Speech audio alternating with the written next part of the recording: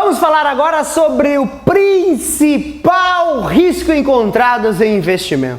Existem três grandes riscos: crédito, liquidez, mas o principal deles é o risco de mercado. Esse é o principal risco do mercado financeiro, é o risco de mercado. O risco de ir ao supermercado, que é chegar lá e, nossa, como as coisas estão caras, e comer, dá vontade de comer tudo, comprar tudo e as coisas ficam cada vez mais caras. Oscilação é uma palavra que você tem que lembrar. Sempre que eu falar em risco de mercado, cabeção, você tem que olhar para a oscilação. Tudo que oscila mais oferece maior risco. Então, risco de mercado tem a ver com oscilação. Oscilação, variação, coisas que vão variar, não é vareia, é variar, mas oferece maior risco de mercado. Exemplo, vou desenhar para você. Você tem uma ação A e você tem uma ação B. E você tem a oscilação delas mês a mês. Ó. Essa deu 4%, essa deu 1,5%. Essa aqui no outro mês deu menos 3%. Essa deu 0,8%. Essa daqui deu 6%. Essa deu 1,3%. Essa daqui agora caiu 12%. Caraca, meu! Essa deu 1,4%. Olha que loucura! O que nós temos aqui? Uma ação mais estável, tá ali, 1,5%, 0,8%, 1,3%, 1,4%, dançando, tranquilo, tudo bem? A outra, ó, pressão forte, 4%, menos 3%, ó, 6%, ó, menos 12%. Tem que ter coração para aguentar isso aqui. Fortes emoções. Óbvio que no olhar, olha para mim, você consegue determinar qual que está oscilando mais. Qual que oscila mais? Não conseguiu? Então pense em temperatura. 4, menos 3, vai olhando, tá? Qual que tem maior oscilação? Qual que tem maior variação? Óbvio que é a A, cabeção. É óbvio que esse cara aqui oferece, então, o A tem maior risco de mercado que o B. Está oscilando mais. Professor, que legal, então só no olhar eu consigo matar? Quando for umas coisas gritante, berrante assim, sim. Agora, imagina que eu tivesse uma outra ação aqui, C, que andasse muito próximo da B. 1,4, 0,9, 1,2, 1,5, 1,13 e assim vai indo, tá? Como é que eu ia saber qual que está oscilando mais? Imagina um histórico longo. Aí a estatística vai me ajudar. A principal medida de oscilação para ver quem oscila mais é o amigo desvio padrão.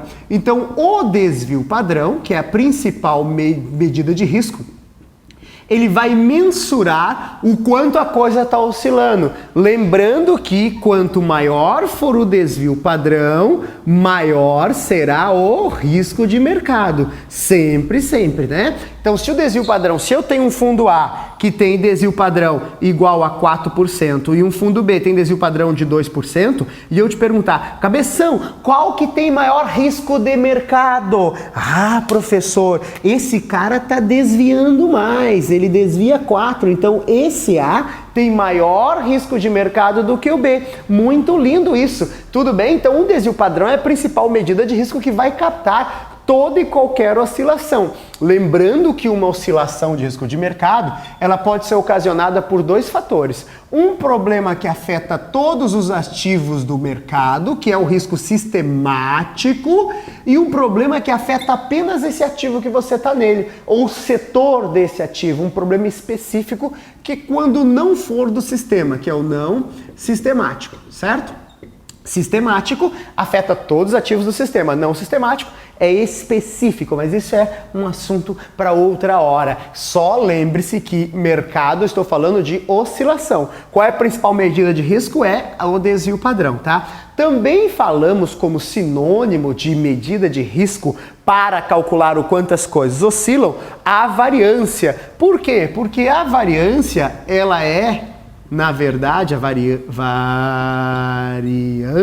ela é calculada como o desvio padrão elevado ao quadrado. Então, se um fundo possui maior desvio padrão, se eu calcular a variância, ele vai também me dar a mesma ideia, ou seja, quanto maior for o desvio, maior é a variação, maior é a variância. Então, se eu tenho dois fundos, um tem variância de 5%, no caso aqui, se é o quadrado, ó, quadrado de 4, 16, quadrado de 2, 4. Então ficaria assim, 16% é a variância do fundo A e 4% é a variância do fundo B. Qual que tem maior variância? É o fundo A, ele vai continuar me apontando que tem maior risco. Tudo que você investir tem que olhar o que está sendo corrigido para saber quem tem maior risco de mercado. Exemplo, se eu fizer um CDB pré-fixado ou se eu fizer um CDB atrelado ao IPCA, tudo bem? Notem que eu vou olhar aqui a rentabilidade e vou ver, esse o cara sabe o quanto ganha, esse o cara vai depender do IPCA. Então aqui é óbvio que o CDB, a opção 2, tem maior risco de mercado do que a opção 1. Muito tranquilo isso. A mesma lógica vai aparecer se o investidor for aplicar, por exemplo, numa LFT ou se ele for aplicar numa NTN-B, por exemplo. Olha só, a LFT é corrigida pela Selic, a NTN-B é corrigida pelo IPCA. Como o IPCA, que é a inflação, costuma oscilar mais do que a própria taxa de juros, esse cara tem maior risco de mercado, vai ter maior oscilação. Tudo bem? Então, tudo que oscila mais tem maior risco de mercado. O risco de mercado explica por que a inflação subiu, por que a inflação caiu. Culpa de risco de mercado. Por que a Selic subiu? Por que o CDI subiu? Por que o CDI caiu? Por que uma ação valorizou? Por que uma ação desvalorizou? Por que o dólar subiu? Por que o dólar caiu?